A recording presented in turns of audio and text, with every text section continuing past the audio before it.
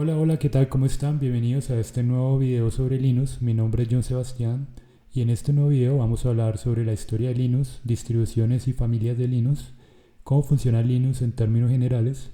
Finalmente vamos a revisar algunos conceptos básicos para que empieces a familiarizarte con el uso de la línea de comandos y sean de gran utilidad para llegar a hacer tareas mucho más complejas para la administración y operación del sistema operativo de una forma más integral. Bueno, hablemos de los orígenes de Linux. Primero, para hablar de los orígenes de Linux, tenemos que hablar un poco de Unix. Y todo comenzó en la década de los 60 con el primer release de Unix en los laboratorios Bell de AT&T en los Estados Unidos. AT&T tenía un fuerte interés en la tecnología de las telecomunicaciones y Unix fue inicialmente creado para abordar las necesidades específicas de software en un entorno de las centralitas telefónicas. Ken Thompson, Dennis Ritchie y otros desarrolladores de Unix trabajaban en un proyecto llamado Multics en los laboratorios Bell, que era un sistema operativo más grande y complejo.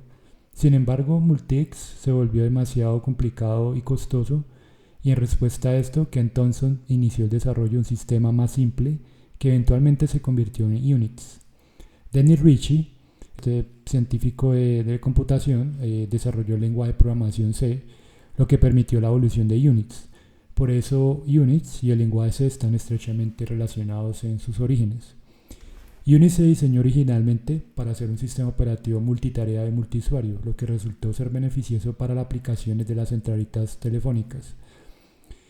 Los sistemas Unix se utilizaron en los laboratorios Bell para controlar y gestionar las operaciones de las centralitas telefónicas, ya que proporcionaban una plataforma robusta y eficiente. El problema que solucionó Unix fue la respuesta a las limitaciones de aquel entonces en los sistemas operativos de la época, que estaban ligados específicamente al hardware, lo que hacía muy difícil la portabilidad. Cada fabricante tenía su propio sistema operativo y percibían este tipo de situaciones unas limitaciones bastante complicadas. El desarrollo de Unix permitió la portabilidad, también permitió el multiusuario, la multitarea de usuarios concurrentes y facilitó la extensión y la mantenibilidad del sistema. Unix permitió también ser escalable, lo que fue ideal para su implementación en servidores más potentes en la época o en un momento posterior. La relación directa entre Unix y las centralitas telefónicas radica en que Unix fue utilizado como sistema operativo en estos entornos para gestionar las operaciones de conmutación y controlar las funciones de las centralitas.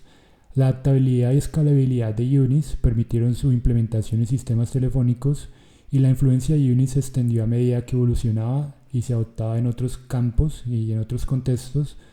Así que esto permitió la mejora y permitió optimizar diferentes procesos en las centralitas telefónicas y dio paso a la evolución de las telecomunicaciones. Bueno, Stallman fundó el proyecto GNU en 1983 con el objetivo de desarrollar un sistema operativo completamente libre y de código abierto. El proyecto GNU proporcionó muchas de las herramientas y utilidades esenciales necesarias para un sistema operativo funcional, incluyendo el compilador GNU Compiler Collection, el Shell Batch y otras herramientas del sistema. Sin embargo, durante muchos años el proyecto careció de un componente crucial, que fue el kernel. Así que Richard Stallman no contribuyó directamente al desarrollo del kernel de Linux, pero desempeñó un papel fundamental en la creación y la popularización del lenguaje operativo para que se combinara con el kernel Linux y formar lo que comúnmente se conoce como GNU Linux. Hubo unos esfuerzos para desarrollar el kernel GNU Hurt. La Freedom Software Foundation lanza el proyecto GNU Hurt para desarrollar un sistema operativo completamente libre que comenzó en los 90, que se buscaba como una alternativa al kernel Unix propietario. Sin embargo, se enfrentó a varios desafíos técnicos, como un desarrollo más lento debido a la complejidad técnica y a los cambios del diseño. El proyecto GNU Hurt ha enfrentado varios desafíos y problemas a lo largo de los años, lo que ha contribuido a su desarrollo sea más lento y la falta de adopción comparado con otros kernels como es en sí Linux. El núcleo de Linux fue entonces desarrollado por un estudiante de ciencia de la computación finlandés, Linus Torvalds, en 1991. Así que Linux consiguió rápidamente un apoyo masivo de desarrolladores, y muchos usuarios también adoptaron y fueron parte de este proyecto también. Actualmente miles de programadores de todo el mundo contribuyen al desarrollo del kernel, y este kernel pues era el componente que faltaba para hacer el sistema de GNU fuera completamente funcional. Así que la combinación del kernel de Linux con las herramientas y utilidades del proyecto GNU dio lugar al sistema operativo y funcional como conocemos actualmente, que se llama GNU Linux.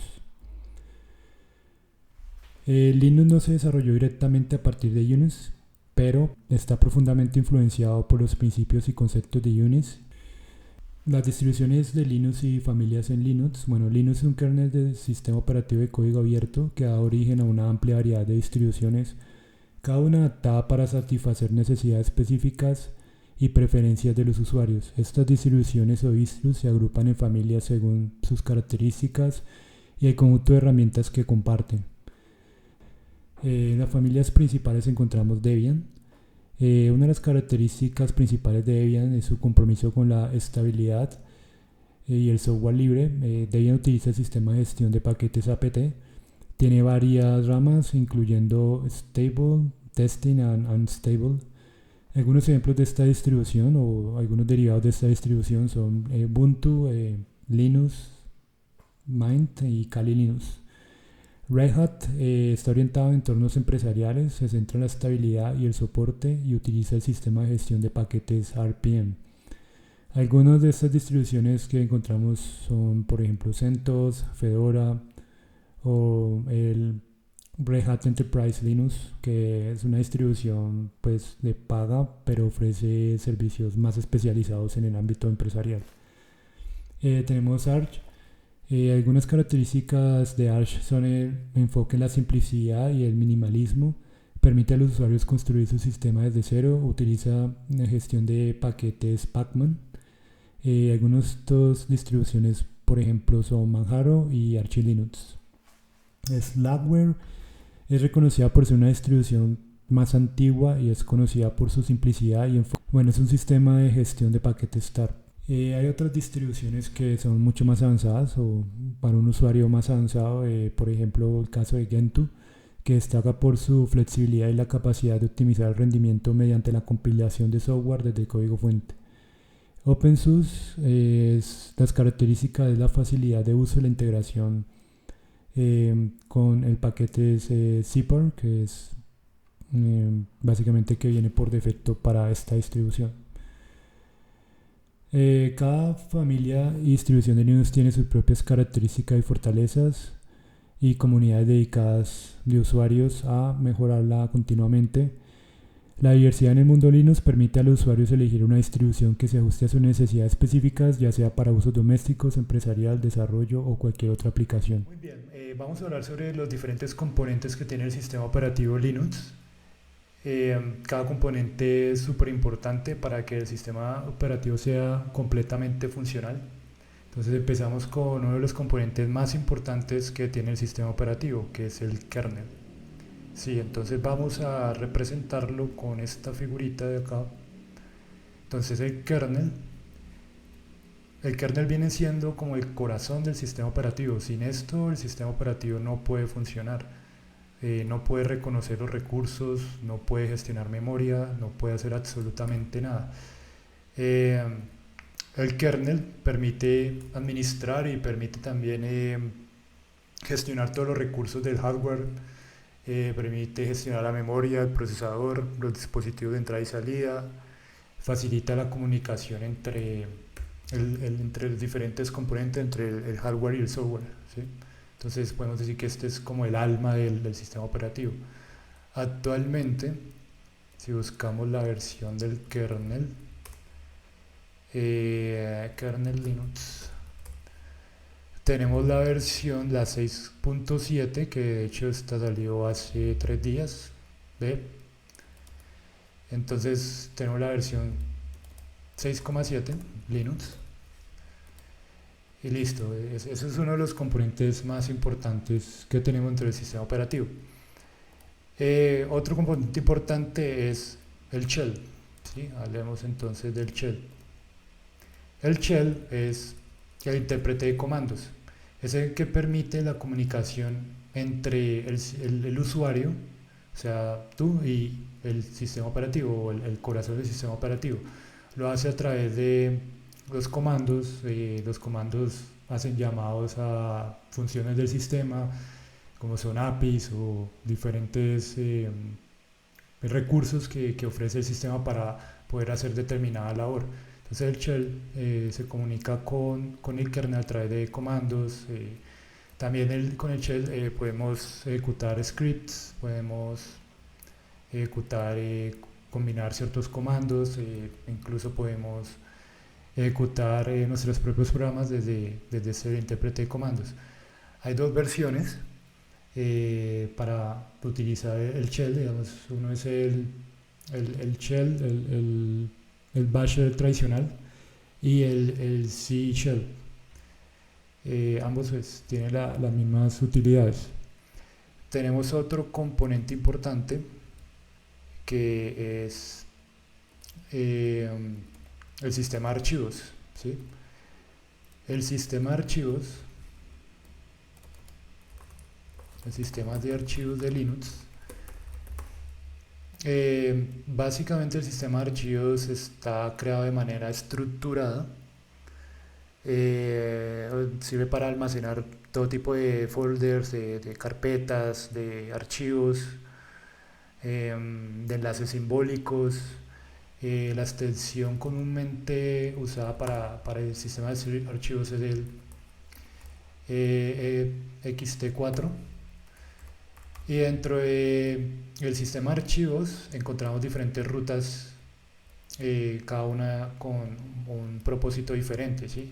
Entonces encontramos la carpeta root, donde está toda la información del root, que pues es el superusuario que tiene permisos absolutos del sistema. Tenemos algunas otras carpetas como el home, donde están todos los archivos del usuario. Tenemos otras carpetas como el etc, donde están todas las configuraciones de las aplicaciones o archivos de configuración. Tenemos el MNT, que es donde están los puntos de montaje, digamos, si tenemos un dispositivo para instalar, para usar. Entonces el MT es el punto de montaje para ese determinado dispositivo. Tenemos otros componentes, bueno, otros folders como el USR. Dentro del USR tenemos las librerías y tenemos los archivos binarios. Los archivos binarios, bueno, los ejecutables, llamémoslo así, ejecutables, y digamos hacemos la comparación con Windows, o los libs, que vienen siendo si hacemos la comparación con Windows, vienen siendo los DDLs, ¿sí? que tienen determinadas funcionalidades que son compartidas por varios programas que se están ejecutando dentro del sistema operativo. Olvidé mencionar que el kernel también sirve como soporte para otros programas, o sea, es como la plataforma donde se instalan o donde se ejecutan otros programas para hacer ciertas acciones en el sistema, ¿sí? Listo, muy bien.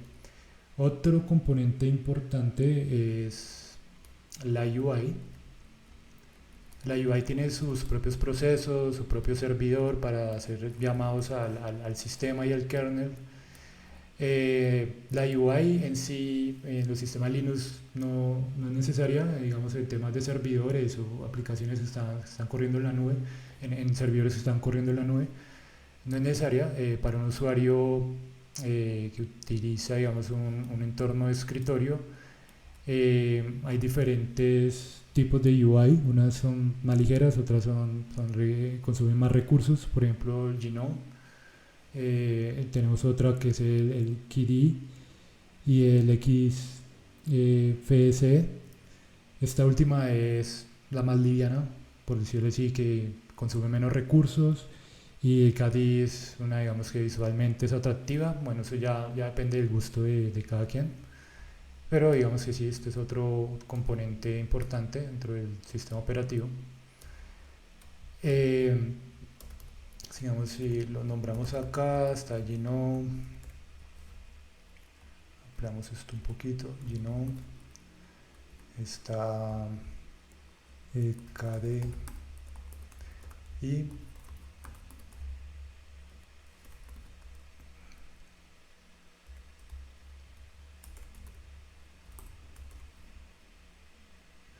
Listo, esas son básicamente las diferentes entornos gráficos. Muy bien. Continuamos entonces con otros tipos de componentes importantes en el sistema operativo. En este caso son los drivers o los utilitarios. Digamos que esto puede ser esta figura. Sí, entonces dentro de los utilitarios encontramos lo que son, por ejemplo, el- encontramos, por ejemplo, el compilador, el compilador. Es decir, digamos, si tenemos una aplicación en código fuente, la compilamos y la instalamos en el sistema operativo. Otros utilitarios pueden ser los drivers, que se encargan de eh, controlar o administrar dispositivos del sistema operativo, como ya sea el disco, ya sea eh, los componentes que usamos de audio, bueno, en fin. El kernel es una serie también de abstracciones que permite, digamos, dependiendo de la arquitectura del computador, dependiendo de la arquitectura del sistema, entonces él sabe cómo responder a determinadas arquitecturas. Tenemos otro utilitario, bueno, esto no tanto un utilitario, sino más como algo más genérico, viene siendo las bibliotecas. Las bibliotecas son usadas por las diferentes aplicaciones, por ejemplo, si estamos creando una aplicación en Python y necesitamos hacer un llamado a la base de datos, y también tenemos otra aplicación que está haciendo uso de algún recurso, como puede ser un disco duro o algo así. Entonces, esas aplicaciones van a acceder a ciertos recursos y lo hacen mediante las bibliotecas. eh, y, digamos, están disponibles al programador para utilizar eventualmente en alguna funcionalidad que esté desarrollando, que esté implementando y así. Entonces, esto también permite hablar con el kernel y básicamente son las librerías las que están acá en esta ruta lib. Tenemos otro componente, digamos, pintémoslo como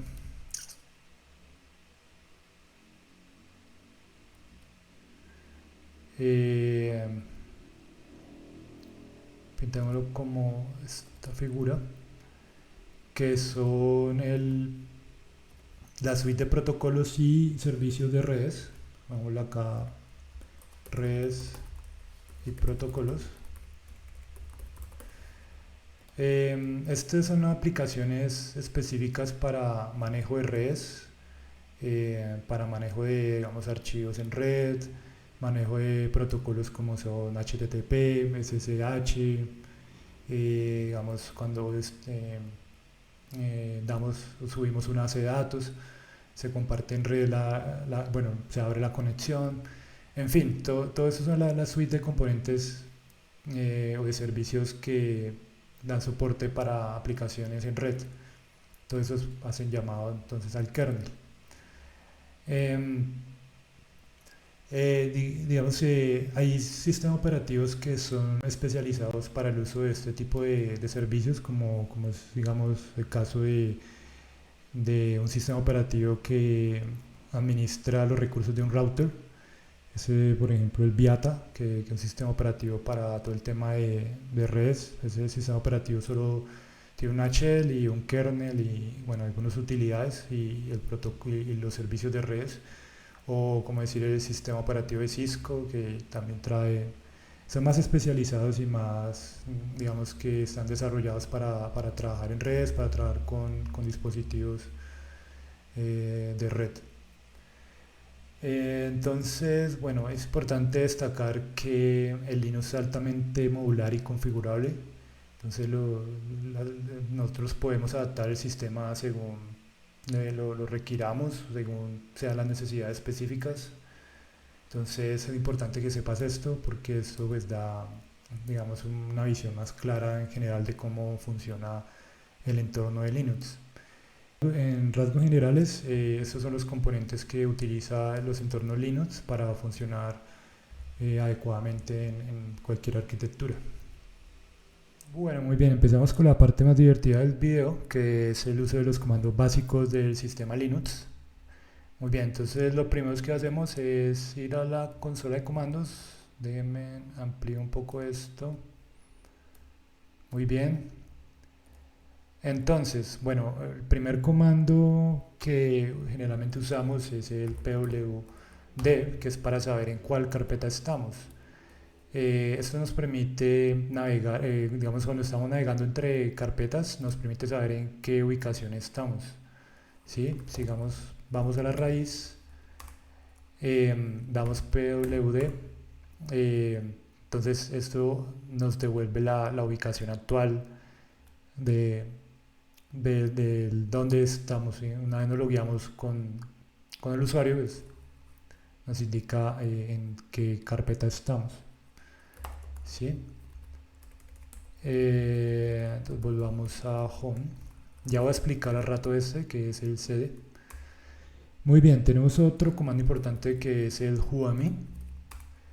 Whoami es un comando que nos indica con qué usuario nos hemos logueado, ¿sí? En el caso, digamos, si tenemos usuario root, si nos logueamos como usuario root, entonces acá nos saldría algo así como root. El usuario root, recuerda que es el usuario que tiene permisos de administrador, tiene permisos absolutos sobre el sistema.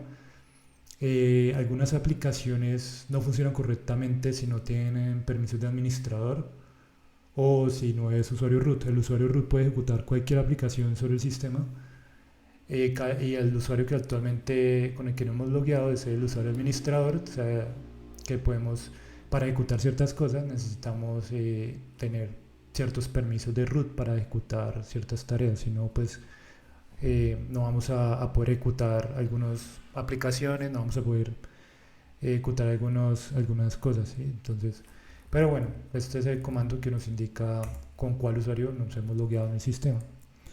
Muy bien. Tenemos el comando listar, que es ls, se escribe ls. Si vamos acá, damos ls, vemos que tenemos dos carpetas en la ruta home. Si queremos tener más información sobre esas dos carpetas, damos ls menos l.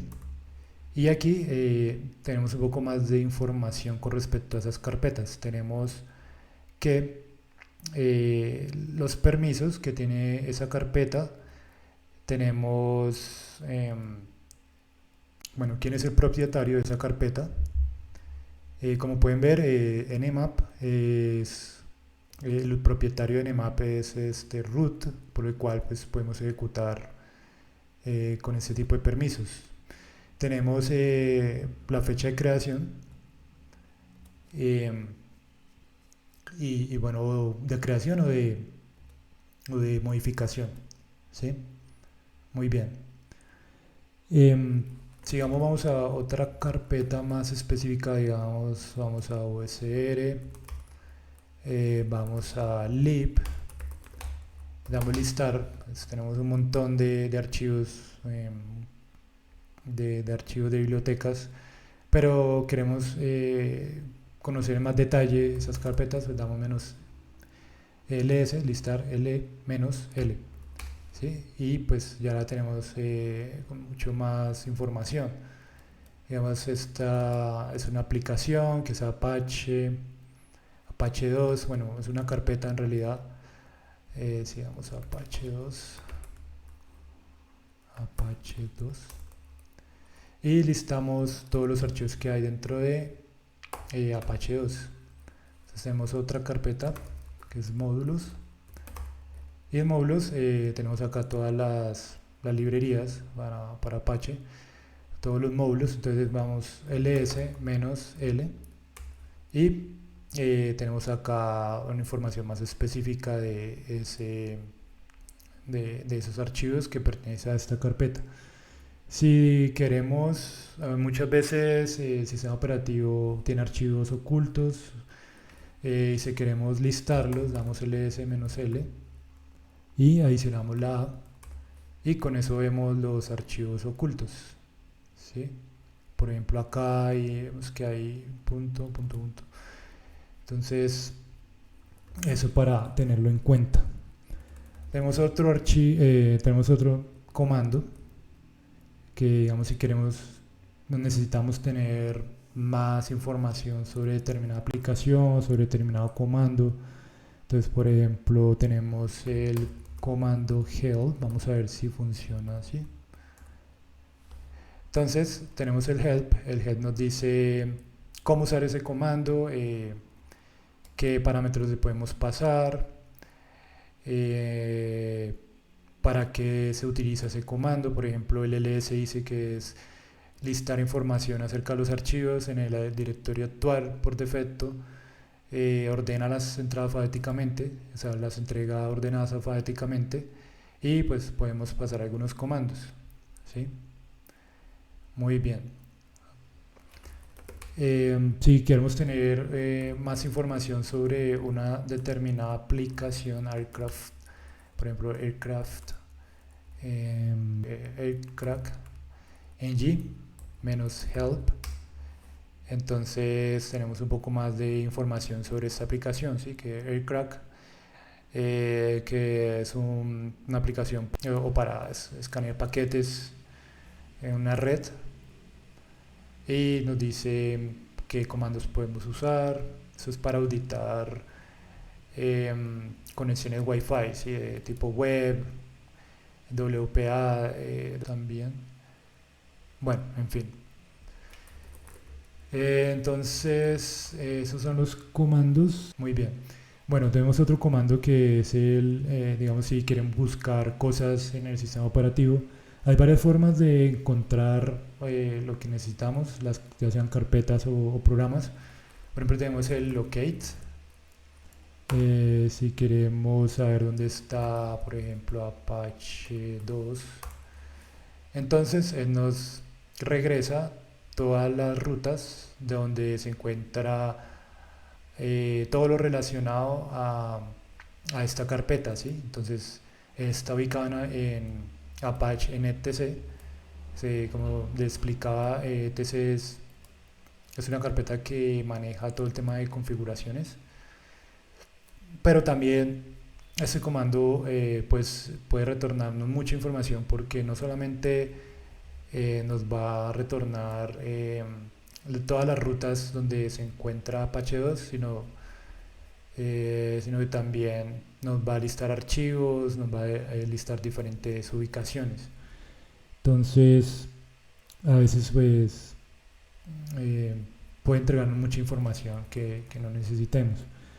Por ejemplo, hay otro comando que es el where is, por ejemplo, Apache 2.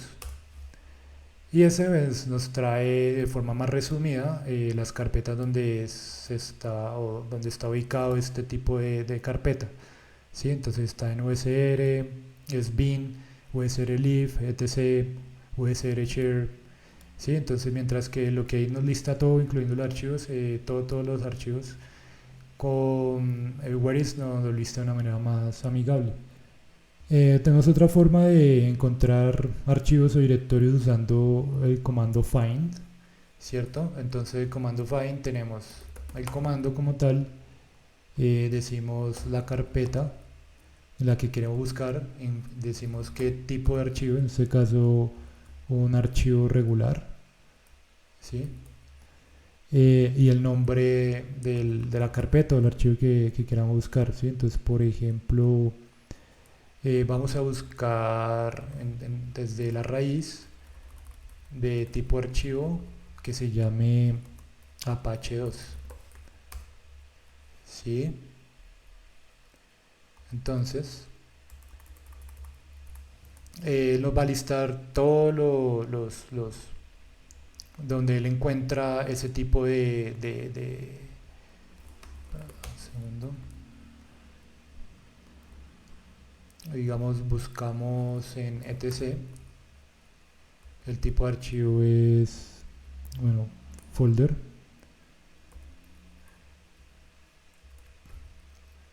y el nombre Apache. Entonces en ETC encontramos que es un archivo básicamente para arrancar el servicio Apache. Si buscamos en otra carpeta, no sé si- entonces vemos que nos lista, bueno, aquí como no tengo permisos de superusuario, entonces tengo que dar los permisos a mi usuario de manera temporal, permiso de administrador de forma temporal con el sudo, y vemos toda la ubicación de esta Apache cuando digamos, indicamos la carpeta, ¿sí? Si no indicamos la carpeta, entonces va a ser un barrido en todos los folders, y básicamente, bueno, lo encontramos donde el sistema lo está usando. Listo. Bueno, tenemos otro tipo de archivo que es para filtrar, digamos, cierta información, ciertos strings o ciertos valores. Entonces, que es el comando grep. Por ejemplo, vamos a listar qué aplicaciones, qué procesos están corriendo actualmente en Linux. En este caso, bueno, en Kali Linux. Entonces tenemos todos esos procesos corriendo. Como podemos ver, tenemos el comando, el usuario que está ejecutando ese proceso, el tiempo, la hora en que empezó. Em, pero digamos que necesitamos filtrar un proceso en específico, no queremos verlos todos, entonces usamos el py. Sí, entonces usamos el mismo comando ps, los procesos, y damos el pipe que podemos ejecutar de forma independiente, o podemos combinar varios comandos para obtener una respuesta. En este caso damos grep y filtremos por Apache 2 a ver qué nos trae. Entonces, como podemos ver, este proceso lo está ejecutando el usuario con el que actualmente estoy logueado y me retorna un solo resultado. ¿Sí? Si no necesito ver toda esta información, entonces lo filtro por el proceso que yo quiero ver. Eh, por ejemplo, si vamos a Home tengo dos folders, ls-l.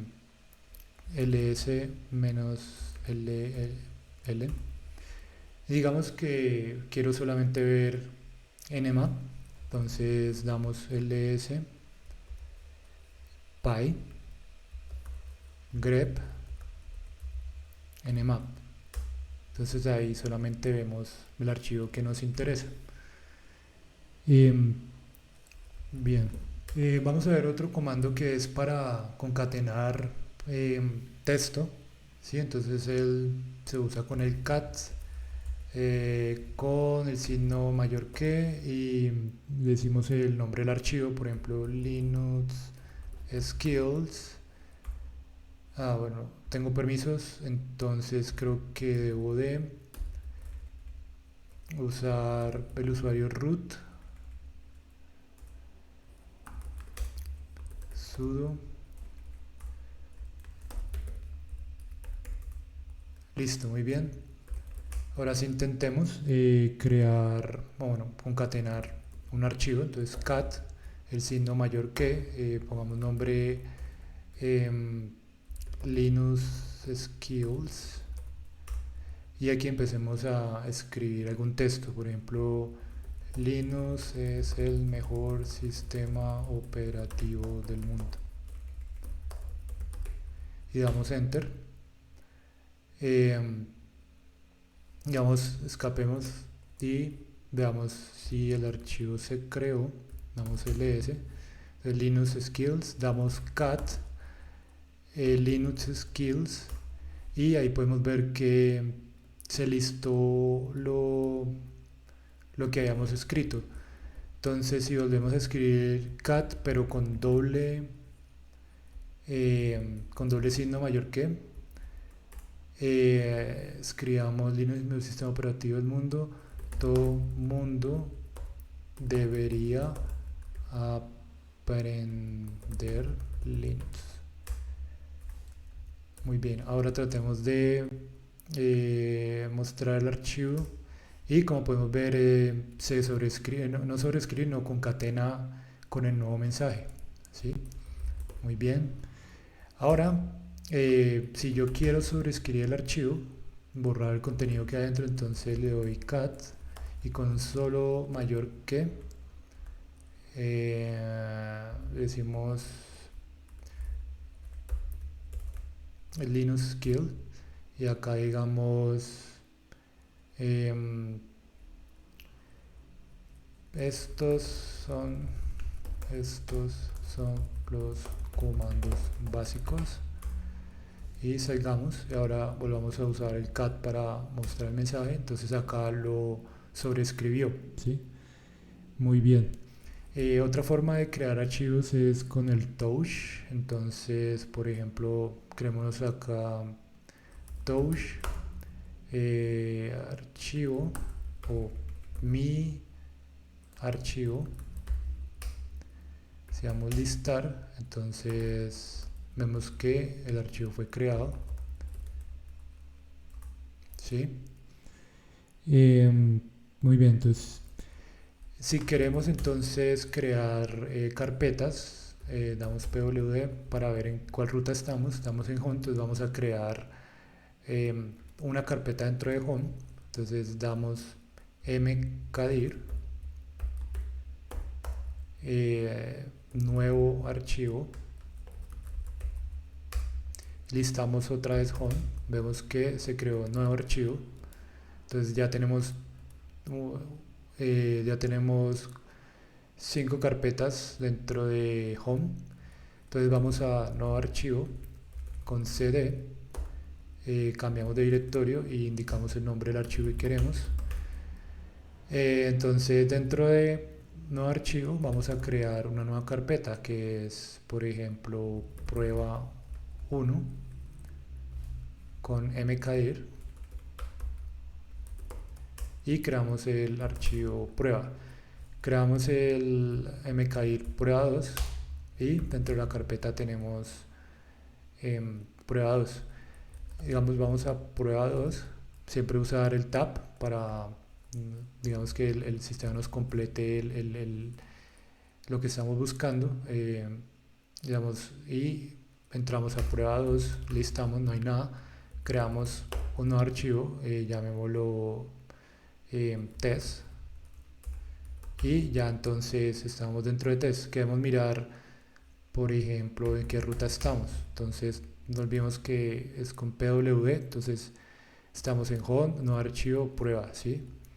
Entonces, si queremos devolvernos un nivel, le damos cdm punto punto y ahí estamos dentro del nivel anterior. Vamos otra vez a prueba. Si queremos irnos a 2 niveles atrás, entonces damos punto punto slash y punto punto y aquí estamos otra vez en home. Damos otra vez a nuevo archivo, prueba, limpiamos la pantalla, damos pw para ver en qué carpeta estamos.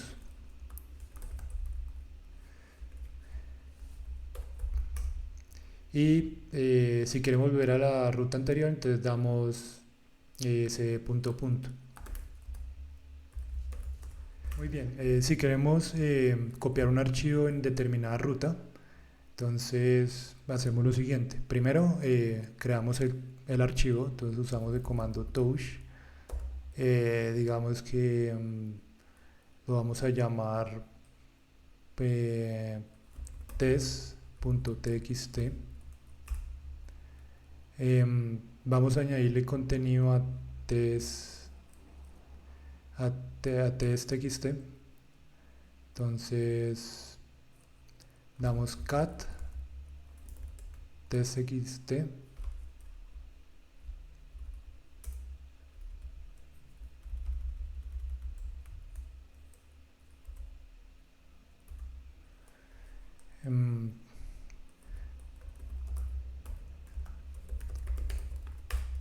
ok, y miremos a ver que el archivo, listo, ahí tiene contenido.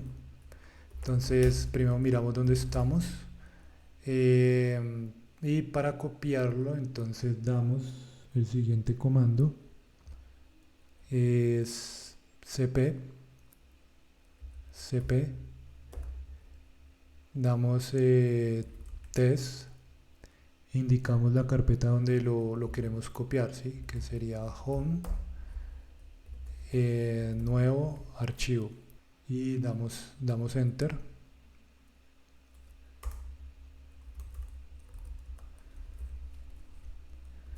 Nuevo archivo, y aquí tenemos el test txt, si damos cat y lo listamos, test txt, entonces acá tenemos el archivo con todo el contenido, ¿sí? Muy bien. Si queremos renombrar, por ejemplo, txt, entonces damos move, o sea, como tal no existe el comando de renombrarlo, pero podemos usar el comando move para asignarle un nuevo nombre, ¿sí? Entonces de txt vamos a llamarlo como desarrollo.txt, y si le damos ls vemos que cambió el nombre, ¿sí? El nombre ahora es desarrollo, entonces damos cat desarrollo txt y tenemos el mismo contenido. Si queremos borrar un archivo, entonces damos rm y damos el nombre del archivo, rm txt, desarrollo txt, y damos ls y ya el archivo ya fue borrado. Ahora si queremos borrar un folder, entonces damos rm menos r y vamos a borrar, por ejemplo, prueba 2, ¿sí? Damos enter y listamos y ya prueba 2 se ha ido. Entonces esos son más o menos los comandos para el tema de manejo de archivo de forma básica. Bueno, hasta aquí este video para el manejo de comandos básicos en Linux. Entonces vimos la historia de Linux, hablamos de Unix, la Free Software Foundation contribuyó al desarrollo de Linux, hablamos un poco sobre las distribuciones, hablamos un poco sobre cómo funciona Linux de manera general con los diferentes componentes, y finalmente hablamos un poco sobre los comandos básicos en Linux. Entonces esto sería todo por este video, espero que les haya gustado. No olviden darle like al video y suscribirse. De esta forma me puedes apoyar para seguir subiendo videos de esta naturaleza, y anímate a dejar algún comentario, alguna sugerencia para seguir mejorando y seguir subiendo contenido a YouTube. Vale, muchas gracias y hasta la próxima.